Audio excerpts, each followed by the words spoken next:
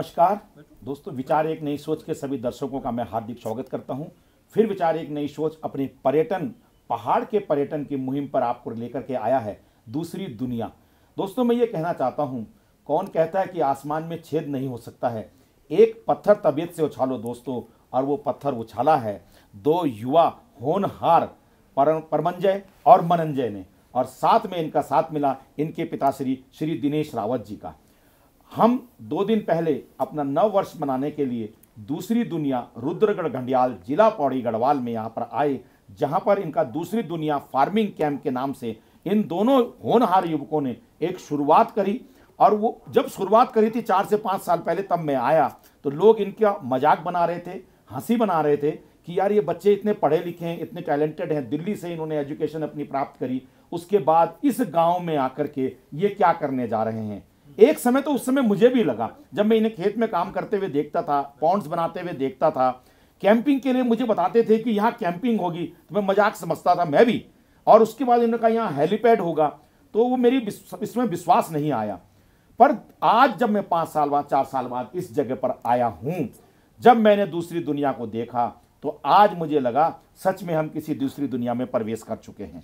इसका पूरा श्रेय जाता है इन 2 होनहार युवकों को, जिन्होंने जो कि पलायन की राह को, सच्ची पलायन की राह को दिखाया, जिन्होंने अपने गांव अपने घर को अपनाया, ना कि कोई एनजीओ बना करके सरकार की मुहिमों से पैसा अपना करके और अपने घर पे विश्राम किया।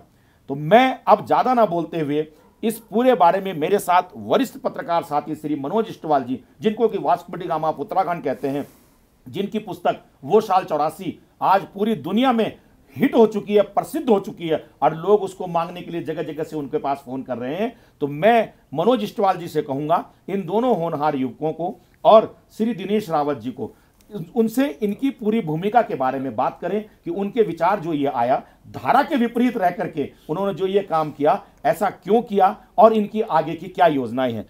मनोज इष्टवाल जी, आपका मैं स्वागत करता हूं अपने चैनल विचार एक नई सोच में। आपके हिमालयन डिस्कवर के भी हम दर्शक हैं और हम उसको रेगुलर देखते रहते हैं, आपके जो खोजें हैं। तो इस बारे में मैं चाहता हूं कि आज उन खोजों में आपकी ये 2 होनहार युवकों की जो दूसरी दुनिया की खोज है वो सम्मिलित हो जाए। राकेश जी, धन्यवाद आपका। यकीनन एक अप्रीतम सौंदर्य जिसको बोलते हैं, फॉरेस्ट हो या फिर आम जनजीवन हो, जो पहाड़ के जनमानस के बीच एक रॉ होती है, एक वानगी होती है, जो खूबसूरती होती है, वो सब गढ़ना, वो भी उस दौर में जब सब पहाड़ छोड़कर मैदान को खिसक रहे हैं। जहाँ जहाँ सड़क पहुँची, सब ने अपना बोरिया बिस्तर बांधा और मैदानों के लिए चल दिए।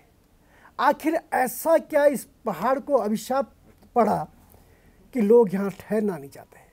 मैं दिनेश रावत जी से सबसे पहले मुखातिब होना चाहूँगा। दिनेश जी, आपने किस अवधारणा से बच्चों के दिमाग में ये डाला कि भाई सब तो भाग रहे हैं, आप सर्वसंपन्न होने के बाद भी आपने अपना ठहराव अपने गांव घंडियाल इस पावन भूमि में रखा और रुद्रगढ़ जैसे बहुत शानदार एक फार्मिंग का एक परिकल्पना की।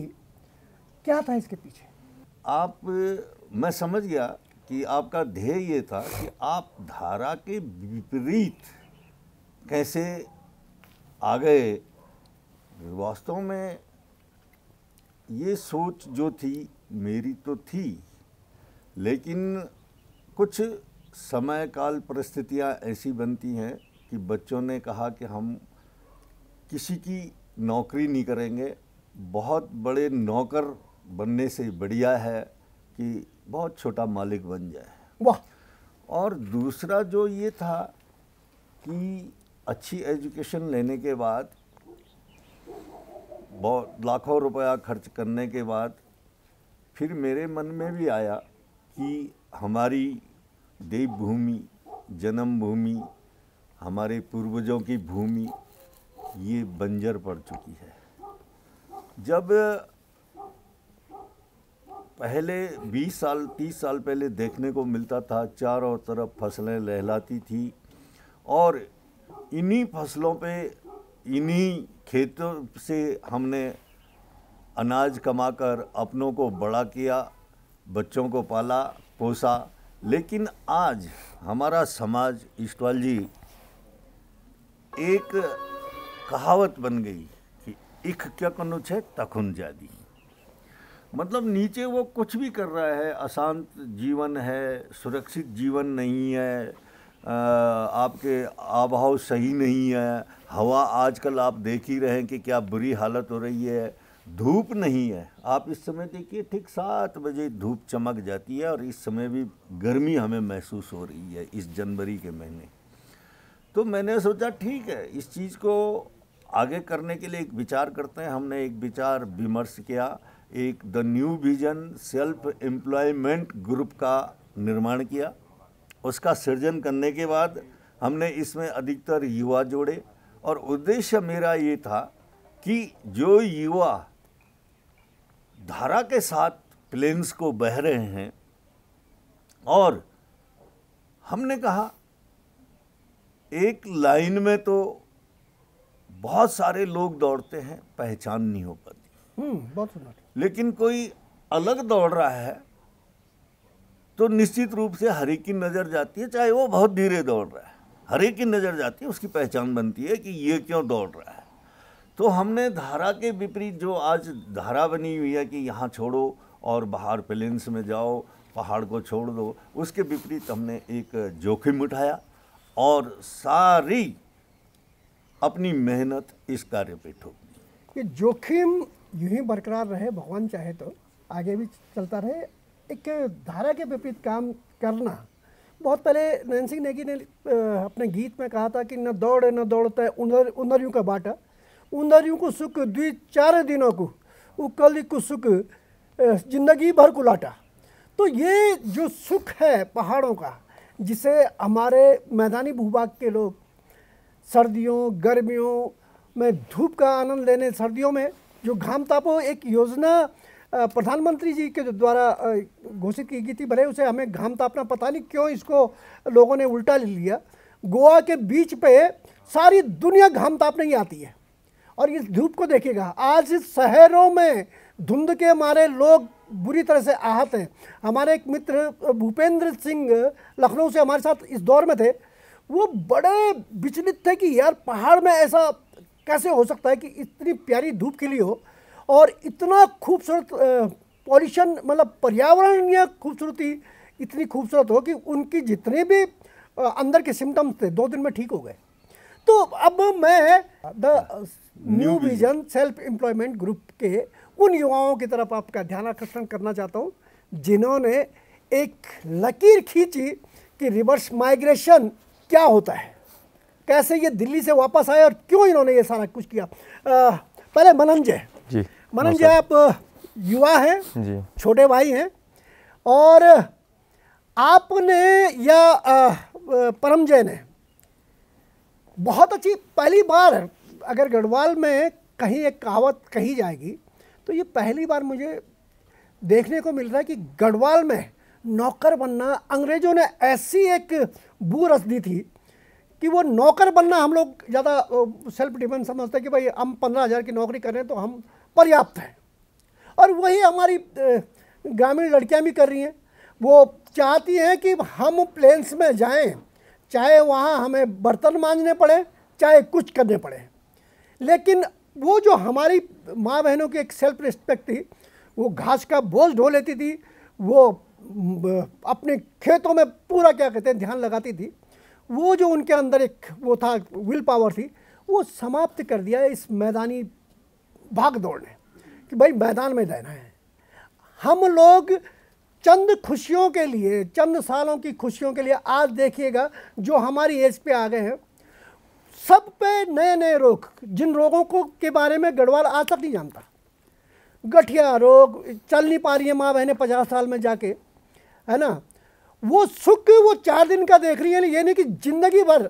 हमारी माँ बहनें 80-80 साल में भी अपना काम स्वयं करती हैं, और मैदानी भूभाग में ये हो गया है कि जो माँ बहनें जैसे ही अपने बहू ला रहे हैं, बहुओं की अपेक्षा झेल रही हैं, तो उन अपेक्षाओं को उपेक्षित समझकर आप लोगों ने, यहाँ नौकर बनने की परंपरा थी, आपने नौकर बनाने की परंपरा क्यों शुरू करवाई? ये मेरा आपसे प्रश्न है, क्योंकि आप छोटे वाले हैं, इसलिए आपसे। प्लीज़। जी हमारा जैसे एजुकेशन बाहर हुआ था पूरा, तो हमने नौकरी भी करी बाहर, देहरादून दिल्ली में हमने नौकरी करी, लेकिन हमारा मन लगा नहीं वहाँ पे कि हम किसी के अंडर में अपने को जी जान लगाकर वहाँ पे मेहनत करें और दूसरा हम पे मतलब अपने अंडर पे रह के काम करे, वो मन नहीं किया। लेकिन हमारा जो घर पे माहौल था और हमारे सब कुछ है घर पे, तो हमने यही सोचा दोनों भाइयों ने कि क्यों ना अपने घर जाकर खेती बाड़ी का काम किया जाए कॉमर्शियल वे में, इसको हम अपने आय का साधन भी बनाएं, तो इस वे में इस काम को किया जाए। और पापा से एक बार विचार विमर्श करके उसके बाद हमने ये काम किया। उसके बाद धीरे धीरे आज हमें लगभग 5 से 6 साल हो गए हैं, तो इस चीज़ में हम आगे बढ़ते रह रहे हैं अभी, और भविष्य में भी अभी लगातार हम चलते रहेंगे आगे। क्या बात है, सुना आपने। अभी उम्र क्या हुई आपकी? जी मेरी है 31 साल। 31 साल में सैकड़ों सपनों को उजागर करने वाली ये टीम, पता नहीं कितने, तो 3000 पेड़ लगाना और वो फल दे रहे हैं, तरह तरह की पुष्प क्यारियाँ विकसित करना, और फिशरी हुआ आपके, वो जो नीचे सोलर प्लांट है उसके नीचे आपने वो लगा रखा है, पॉली हाउस लगा रखे हैं। वाटर हार्वेस्टिंग का भी है हमारा, जो बरसाती पानी को रोकना। हाँ, इतनी उस पे ना ऊपर इतना बड़ा एक साम्राज्य खड़ा करना परमजय। आप बताएं कि अभी आप लोगों के विजन में क्या क्या है और आपने अभी तक क्या कर लिया है? जी शुरुआत तो हमने जो एग्रीकल्चर से करी थी, तो एग्रीकल्चर में हमने नींबू के, अखरोट के और अन्य प्रजातियों के वृक्षारोपण किए, जो आज की डेट समय पे फल में भी फल हमें मतलब उस चीज़ का आउटपुट भी आना शुरू हो गया है। मेहनत का, परिश्रम मेहनत का हमें फल मिलना शुरू हो गया है। तो अब हम जो हमारे नेक्स्ट प्रोजेक्ट है, एक तो हमारा उसके बाद हमने कैंपिंग शुरू करी। कैंपिंग शुरू करने के बाद अब हम लोग होम स्टे की तरफ के लिए भी कार्य करने के लिए कार्यरत हैं, और उसके बाद हमारा कीवी का भी एक प्लांट लगने के वो है। और धीरे धीरे इस तरह से हम बल्क में जब सामान होने लगेगा तो शायद अन्य आगे चल के प्रोसेसिंग पे भी हम काम करने की ज़रूर सोचेंगे। हाँ जी। वाह, अभी नींबू के बागवान में थे हम और बागवान से नींबू चुने जा रहे थे, तो मैं कभी ना बचपन में जब गीत सुनता था थड़िया चौंपला बाजूबन झुमेलों में अपने, तो हमारे गांव की महिलाएं गोल घेरे में गीत लगाती थी कि 42 सैया रे कै बासा रे तू, 42 सैया रे कै बासा रो रे तू। तो मर्दों का घेरा बोलता था 42 रौमी नींबुआ बागवाना, 42 रौमी नींबुआ बागवाना। तो महिलाएं जवाब देती थी तभी औंदी रे नींबुआ की भाषा, तभी औंदी रे नींबुआ की भाषा। गजब की बात तो यह है कि मैं तब छोटा, दिमाग छोटा था, ये सोच छोटी थी, बहुत कोशिश की कि वो नींबुआ के बाग कहाँ रहे होंगे, वो नींबू के बगीचे कैसे रहे होंगे, जिसके बारे में ये रहता है कि भाई वो कि कल तू कहाँ रहा, और औरत मर्द से पूछती कि तू कल कहाँ रहा, तो वो बोलते कि नींबू के बागवान में रहा।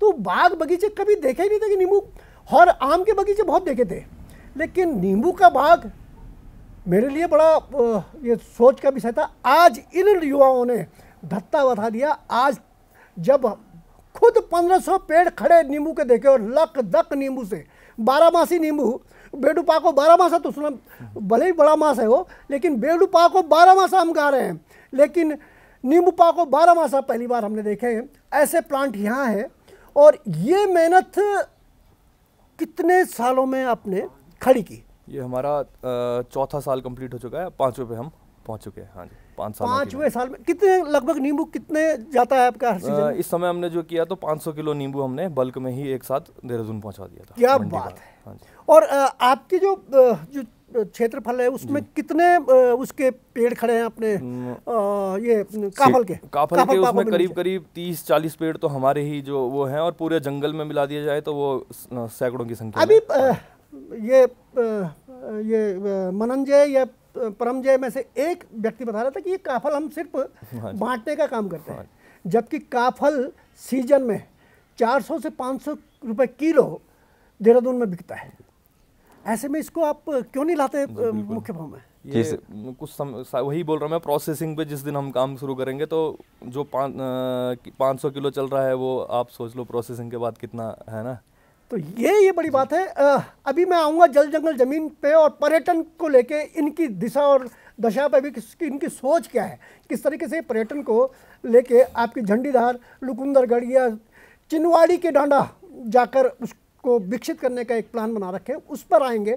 मैं पुरिया नेथानी पे भी आऊँगा, तो रुद्र सिंह पर भी आऊँगा, रुद्रगढ़ी के बारे में। तो उससे पहले मैं जो उत्तराखंड सरकार में राज्य मंत्री के ओहदे पे हैं उनके पिताजी दिनेश रावत जी के पास आता हूँ। दिनेश जी, आपने त्रिवेंद्र जी, जो त्रिवेंद्र पूर्व मुख्यमंत्री रहे, उनके कार्यकाल में किस तरीके से एक जिजीविषा दिखाते हुए, एक जीवटता दिखाते हुए एक मुख्यमंत्री को मजबूर कर दिया कि वो आपके इस काम को देखने के लिए, न्यू विज़न को समझने के लिए यहाँ है। मैं आपसे स्पष्ट करना चाहता हूँ कि तब हमारा काम पहले पायदान पे था, प्रथम चरण में था। प्रथम चरण में था। और मैं अपना पूरा परिचय भी दे दूँ, मैं दिनेश रावत ग्राम्य विकास पलायन निवारण आयोग में सदस्य हूँ, दायित्वधारी हूँ सरकार में। और शायद सरकार ने मुझे इसीलिए चुना होगा कि इसने अपने बच्चों को भी रिवर्स करवा के और धारा के विपरीत काम कर रहा है, तो निश्चित कुछ न कुछ संदेश युवाओं को दे सकते हैं और उत्तराखंड को इसका हमारा फ़ायदा मिल सकता है। देखा देखी, क्योंकि यहाँ पहाड़ में तो देखा देखी होता है, सभी जगह है कि इसने ऐसा किया तो मैं भी ऐसा किया। आज मैं आपको यकीन दिला दूँ कि जब से माननीय सुबोध उनियाल जी जो कृषि मंत्री थे, उसके बाद हमारे त्रिवेंद्र रावत जी जो मुख्यमंत्री उत्तराखंड थे, वो यहाँ पर पहुँचे, तो उन्होंने भी, उनको आश्चर्य हो रहा था कि यार ये कर पाएंगे कि नहीं कर पाएंगे।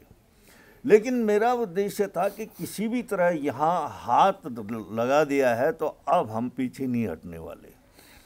तो यहाँ पर जो उनका आने का मकसद आपने पूछा, वो यही रीड करना चाहते थे कि वास्तव में ये ऐसी हवाई बातें कर रहे हैं कि धरातल पे भी कुछ काम है। एक प्रदेश का मुखिया, मुख्यमंत्री, और जंगल के अंदर अपना हेलीकॉप्टर, सरकारी कार्यक्रम लगाकर अपना हेलीकॉप्टर उतार रहा है, फिर देख रहा है। लेकिन मुझे आज उसी चीज़ की खुशी है कि जो हिम्मत माननीय त्रिवेंद्र रावत जी ने हमारी बढ़ाई, इन बच्चों की बढ़ाई, भले हमने सरकारी योजनाओं से अभी तक कोई लाभ नहीं लिया, कोई भी नहीं, सारी अपनी मेहनत है। और कोई इतना ज़्यादा पैसा नहीं लगाया कि कोई ये सोचे कि यार जब पैसा होगा हम पे तभी हम सफल हो पाएंगे। नहीं, बिल्कुल।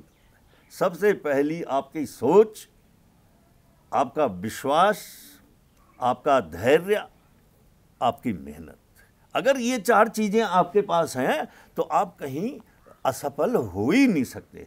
तो उसके बाद हमने शुरू किया, उस समय वाटर हार्वेस्टिंग पे हमारा काम था। क्योंकि ऐसा होता है, वो टैंक मैंने देखे थे तब। हाँ मनोज जी, ये ऐसा होता है कि पहाड़ की एक ही समस्या है, पहाड़ी क्षेत्रों में जो ऊंचाई वाले क्षेत्र हैं, पानी की। अब हमारा ध्यान गया कि कृषि बागवानी करेंगे, पानी तो है ही नहीं, क्या कर लेंगे। मैंने कहा पहले इसी को पकड़ा जाए, इस समस्या का अंत कैसे किया जाए। आज की डेट में 60 lakh litre at a time हमारे पास पानी रेन वाटर हार्वेस्टिंग का, और जो हमने जगह जगह तालाब बनाए हैं उसका पानी उपलब्ध है। बल्कि हम उसका उपयोग इतनी मात्रा में कर ही नहीं पा रहे। क्या बात है। उसमें हम मत्स्य पालन भी कर रहे हैं, उससे समाज के जो क्षेत्र की भूमि है वो भी नरम हुई है। बिल्कुल हुई है, शुष्क थी पहले, नरम हुई है। तो उसके बाद फिर बच्चों ने कहा कि भाई कागजी नींबू लगाना है। तो मेरे को थोड़ा शुरू में, अब एक बाप होने के नाते सोच तो होती है यार कि कहीं हम गलत हुए पे तो नहीं जा रहे हैं, धारा के विपरीत जा रहे हैं। तो मछली ही धारा के विपरीत जा सकती है, बाकी तो कोई नहीं जा सकता। तो हमने कहा देखी जाएगी, जो होगा करते हैं। तो उसके बाद हमने कागजी नींबू लगाए और जड़ी बूटियों में बहुत सारे आंवले हो गया, आपका दालचीनी हो गया, इस प्रकार के हमने पौधे लगाए। और ये आप देख ही रहे होंगे मेरे पीछे, ये मेरा घर का पेड़ है, क्योंकि नज़दीक में, सबसे नज़दीक है, ये खाली भी होने वाला है, और बाकी इधर सारा बागान है। हमने एक पहले शोध संस्थान अपने ही ये 1 हेक्टेयर जो घर में मेरा था, इस पे शोध किया। तो उस शोध में हमने ये देखा 1-1 साल 2-2 साल करके कि भाई किस पेड़ का रिजल्ट पॉजिटिव है। नींबू प्रजाति का, तो नींबू प्रजाति, इसके अलावा जो हमारा ये अमरूद है, अखरोट है, अमरूद कौन सा है, ताइवानी है। अमरूद बहुत बढ़िया यहाँ पे हो रहा है और ऑफ सीजन में हो रहा है। अखरोट है बहुत अच्छी मात्रा में, अभी भी बहुत बड़ा प्लांट अखरोट का लगाया है। और इसके साथ ही आप क्या कोई भी फल हो यहाँ की, आपको एक चीज और बता दूं, आप ताजुब करेंगे, यहाँ पे कागजी नींबू भी हो रहा है बहुत जबरदस्त उत्पादन। अभी सेब का बागान आपको जाके इधर दिखाएंगे, M9 गाला लगाया, बहुत पिछले साल उसने 1 साल में फल दे दिया। अच्छा, ये चर्चाएं होती रहेंगी। ये बताइए पर्यावरण में पंछियों का, पक्षियों को कितनी प्रजातियां यहाँ हैं आपके? जो ये बाप रे बाप, यहाँ तो आपने बहुत ही अच्छा क्वेश्चन पूछा। यहाँ पे एक मैं आपको बता दूं, कौवा, जिसकी चर्चा त्रिवेंद्र जी, माननीय त्रिवेंद्र जी भी करते रहते हैं, विलुप्तता के कगार पे है। यहाँ इस सीजन में, सर्दियों में लाखों कौवे अपने शाम के समय प्रवास करने आते हैं, फिर अपने पूरे क्षेत्र में चले जाते हैं। आप बरसात स्टार्टिंग में देखेंगे आपको पूरे इलाके में, पूरे जंगल में कौवे ही कौवे नजर आएंगे, झुंडों में, मतलब हजारों के एक झुंड होती है। मैंने कल क्रोच भी देखी, कई पक्षियां देखी, घिनुड़ी देखी, मैंने घुमती देखी, सैकड़ों प्रजाति। यहाँ पे एक पक्षी देखो, जबकि ठंडे इलाके में वो नहीं होते थे कबूतर, जंगली, इतने तादाद में जंगली कबूतर है, तोते हैं, और एक तोते का छोटा भाई होता है, वो कलो बोलते हैं हमारे यहाँ, वो लाखों में है। बताइए, क्योंकि उसके लिए यहाँ पे बांस के जंगल में पर्याप्त निकवाल वाला भोजन है।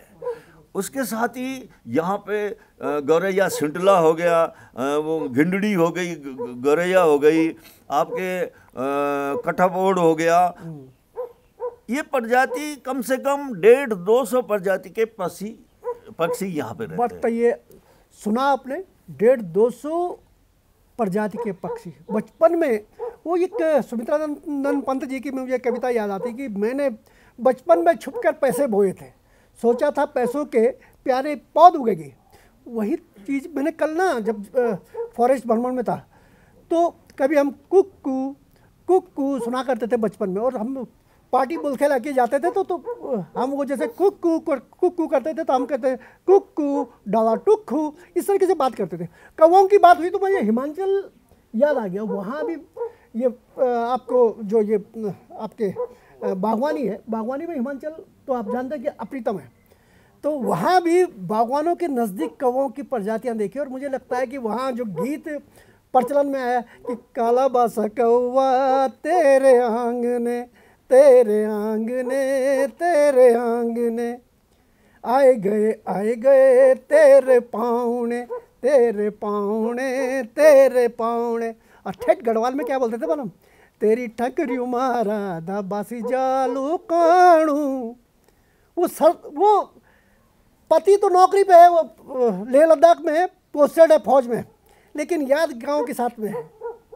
और नेगी जी क्या बोलते हैं, जब खेतों में वहाँ यहाँ की जो आत्मा बसती थी महिलाओं की, और वो अगर दिल्ली में रहती थी, वो सरकारी क्वार्टर में, तो वो बोलती है, हे जी सारियों मफूली गे होली फ्योली जयड़ी मी घर छोड़ावा, हे जी बड़ी गे होलो बालो बसंत मी घोर छोड़िया बालू बसंतो। अभी मैंने देखा कि यहाँ फ्योली के फूल गए हैं। इस मौल्यार के साथ ये युवाओं ने जो संरचना रखी है समाज के बीच, भाई अभी मैंने जल जंगल ज़मीन की बात की थी, आपने जल जंगल और ज़मीन की चर्चा तो कर दी है, आपने पक्षियों की चर्चा कर दी, आपने वाटर हार्वेस्टिंग की चर्चा कर दी, और ज़मीन पर आपने खड़े होकर आपके पेड़ पौधों की बात करी। टूरिज्म कहाँ यहाँ आकर शामिल हुआ है, ये सबसे बड़ी बात है। किस तरीके से आपने साइकिल से लेके, मोटरसाइकिल से लेके, स्कूटर से लेके, 4 पहिया से लेके और हवाई जहाज तक के लिए सारी चीज़ें यहाँ उपलब्ध करवा दी। वही बात होगी कि खुदा बंदे से आके पूछे कि तेरी रज़ा क्या है। जो लोग ठेठ हिमालय के दर्शन करने के लिए आपके जौहर घाटी में जाते हैं या मुनस्यार घाटी में जाते हैं या आदि कैलाश के पास जाते हैं या फिर इधर आके नीतीमाणा घाटी में जाते हैं, या जो फूड स्टॉप पे मैंने नापे हुए हैं पिंडारी से लेके चांसील तक या अस्कोट से आराकोट तक, उन्होंने पौड़ी की खूबसूरती देखी नहीं। कल रावत जी बता रहे थे कि 190 अंश पर हिमालय के दर्शन यहाँ से होते हैं। ये पूरी नयार घाटी ऐसे फैली हुई लगती है, क्या बोले।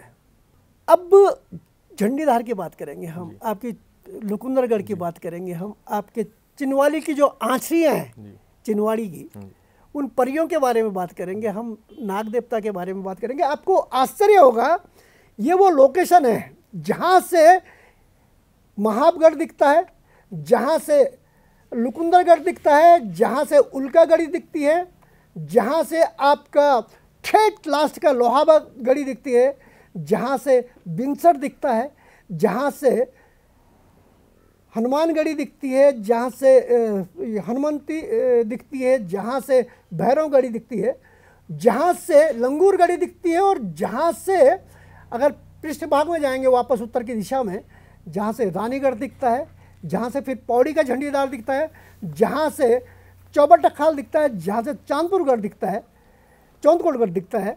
इतनी बड़ी एक आबोहवा का पर्यटन क्षेत्र लेके जो रुद्रगढ़ का ये फार्मिंग कैंप दिख रहा है, उस पर क्या विज़न, क्या कभी पर्यटन विभाग ने आके सोचा? मुझे लगता है कि आशीष चौहान जी डीएम रहते हुए आए हैं यहाँ, या वो गबरियाल जी आए हैं कि नहीं? गबरियाल जी भी आए, 2 बार, दो डीएम, 3 बार, बताओ 3 बार 2 डीएम आ चुके हैं आपके यहाँ पर्यटन को लेके, क्योंकि आज धीराज गबरियाल पर्यटन सचिव है, उनके विजन में जरूर होगा ये क्षेत्र। क्या कभी पर्यटन अधिकारी जो डीटीडीओ है वो कभी यहाँ आए और उन्होंने कुछ सोचा इसके बारे में? हाँ जी, वो आए थे यहाँ अभी कुछ टाइम पहले ही, हफ्ता भर ही हो गया है। तो हमने उनसे भी बातचीत करी, तो उनके विजन में भी डाला कि साइकिलिंग का हमारे यहाँ बहुत अच्छा ट्रैक है।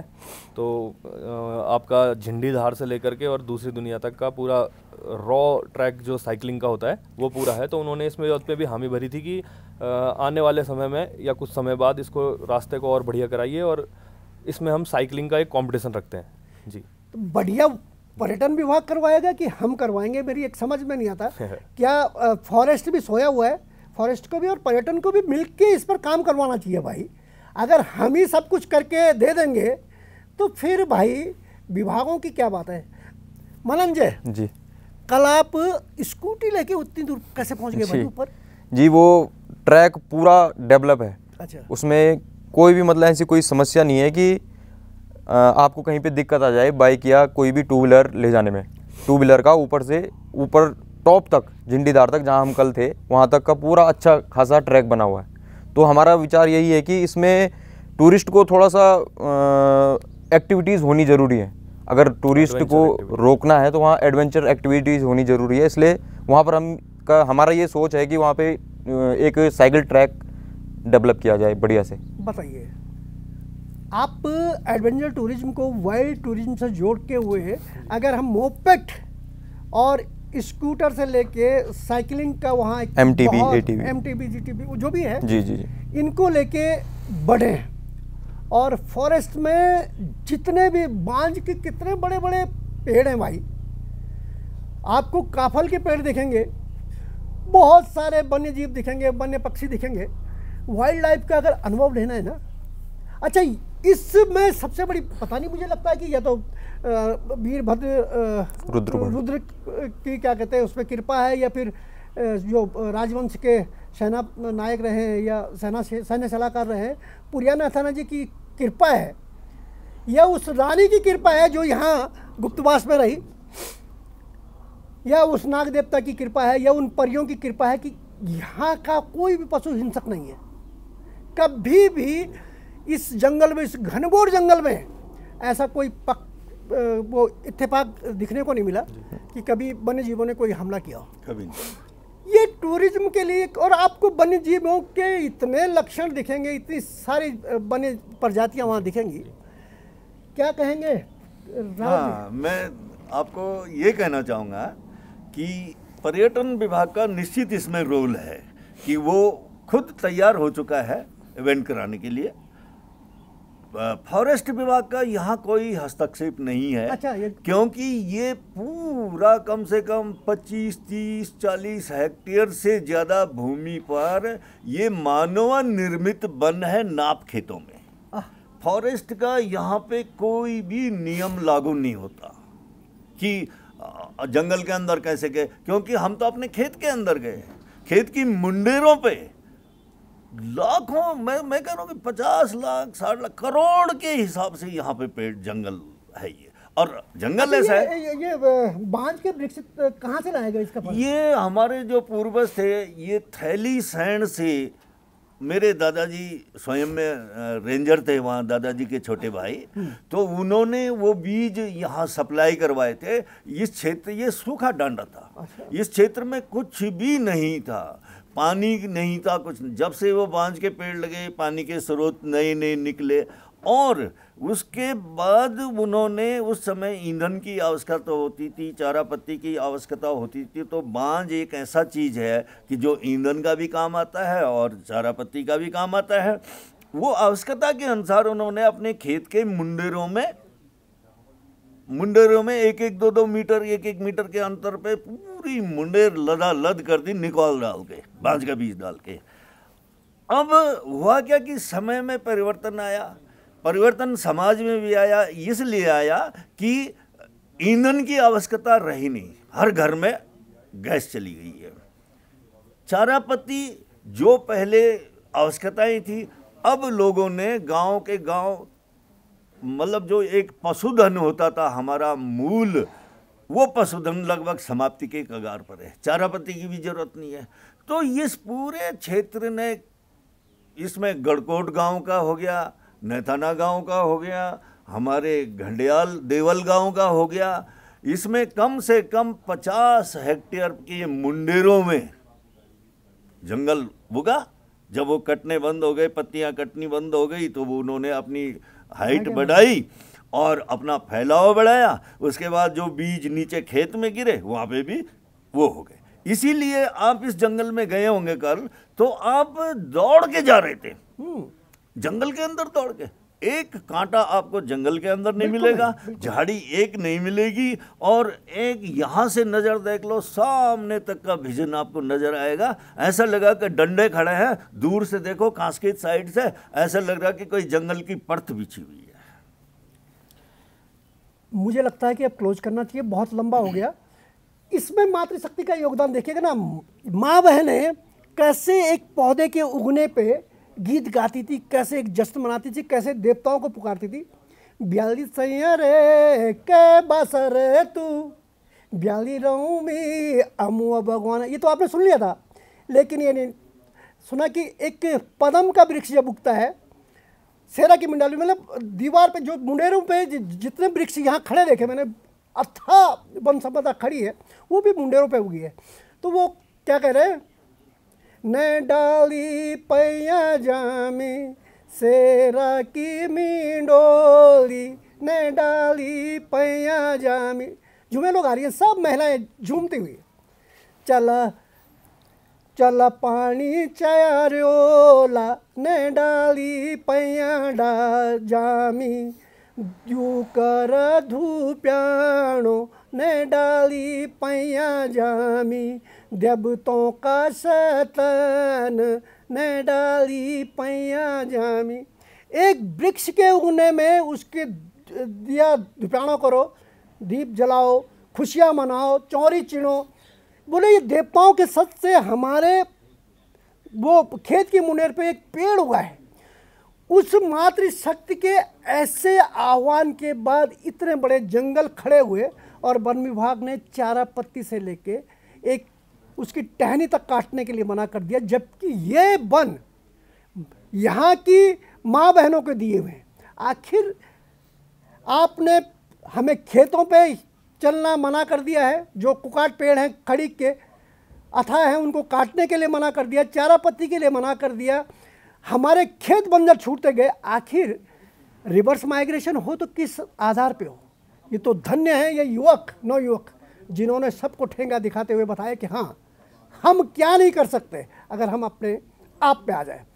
तो जल जंगल जमीन से जुड़े हुए, कृषि बागवानी से जुड़े हुए, टूरिज्म, वाइल्ड टूरिज्म, सारे एडवेंचर की गतिविधियों से जुड़े हुए इस रुद्र कैंप, रुद्रगढ़ी और दूसरी दुनिया के साथ the new vision self employment group के इस क्षेत्र में आके तो देखिए, आपको लगेगा वास्तव में आप दूसरी दुनिया में आ गए। नमस्कार। बहुत बहुत धन्यवाद इष्टवाल जी, दिनेश रावत जी, परमंजय, मनंजय। और कोरोना काल में जिस तरह से अभी बातचीत पूरी सुनी इन्होंने, किस तरह से कैंपिंग फार्मिंग कैंप को जो है एक अंजाम दिया है और जिस तरीके से ये आगे बढ़ते जा रहे हैं। स्विमिंग पूल भी उसमें उन्होंने बनाया हुआ है, ओपन स्विमिंग पूल, जिसमें आप प्राकृतिक नज़ारे देख सकते हैं। जब लोग बीच साइड जाते हैं, बाली जाते हैं, मालदीव जाते हैं, तो वहाँ पर लोग स्विमिंग पूल से समुद्र देखते हैं। हम आपको स्विमिंग पूल से पूरे पहाड़ दिखाएंगे। इस तरह की परिकल्पना, इनकी संरचना जो इन्होंने आगे की बनाई हुई है, देख करके बड़ा रोमांचित होता है और आगे भी देखूंगा कि मैं इसमें क्या हो रहा है। एक चीज़ और मैं कहना चाहूँगा, कल एक माँ का दुख मेरे सामने आया, एक पिता का। इष्टवाल जी मैं थोड़ा सा आपके साथ लूँगा। पिता का भी दुख सामने आया कि बच्चे यहाँ काम कर रहे हैं, शहरों में जो लोग कमा रहे हैं उससे लाखों गुना ज़्यादा कमा रहे हैं। समझता हूँ बिजली परियोजना में भी 1-1.5 लाख रुपए महीने की वैसे ही बैठे बिठाए आमदनी है, जिसमें थोड़ी सी मेहनत है। उसके अलावा और काम है। 500 किलो नींबू, आप क्या समझते हैं साहब, नींबू हम नीचे कितने 100-150 रुपये किलो नींबू लेते हैं।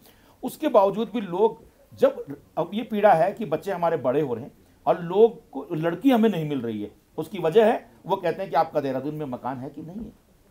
कोरोना काल से भी लोगों ने सबक नहीं लिया है कि जब कोरोना आया तो भागे गांव की तरफ, और यहां आकर के उनके पास खाने को नहीं था, उनके पास रहने को नहीं था। सरकार ने व्यवस्था करी, कुछ इस तरह के युवा जो यहां काम कर रहे थे उन्होंने उनके रोजगार की व्यवस्था करी। मतलब आप उन शहरों में रह करके और फिर आप बोलते हैं कि शहर में आपका मकान है कि नहीं है, परंतु आपके पास जब कभी आपदा आएगी, जब कभी विपत्ति आएगी, ना आपके पास खाने को होगा, ना आपके पास रहने को होगा। तो मैं नहीं समझता हूं आज भी शहरी आकर्षण हमें क्यों खींच रहा है। ऐसा क्या है उस शहर में? आज जो मुर्गे का दड़वा होता है ना, उस जैसे घरों में हम रह करके जब सुबह हम बालकनी से सर बाहर निकालते हैं तो मैं कई बार वो गाड़ी जो मुर्गे को ले जाती है ना, उसमें से मुर्गा जब उस जाले के बीच में से अपनी गर्दन बाहर निकालता है, ऐसा एहसास हमें वहां होता है। आज इस खुले वातावरण में जब आप सुबह चाय पीते हैं तो आपको प्राकृतिक एहसास होता है। आज उस गंदी AQI से जब हम यहाँ आते, मेरे दोस्त भूपेंद्र सिंह जी मेरे साथ लखनऊ से आए, बोले मुझे बहुत खांसी जुकाम, मेरी हालत खराब थी, परंतु जैसे ही बिजनवान जी मैं आपके साथ पहाड़ की तरफ प्रवेश किया, मुझे 4 दिन से 5 दिन से खांसी नहीं आई है। मतलब इस माहौल के बाद भी हम अगर वही बात करते हैं कि आपका देहरादून में दड़वा है या नहीं है। आज मकान नहीं बोलूंगा, 80 गज, 100 गज, 150 गज का कोई मकान नहीं होता है, क्योंकि घर के आगे सड़क 10 फुट की होती है, उसमें भी 5 फुट का हम रैंप निकाल देते हैं। उन दड़बों के पीछे हम मरे जा रहे हैं।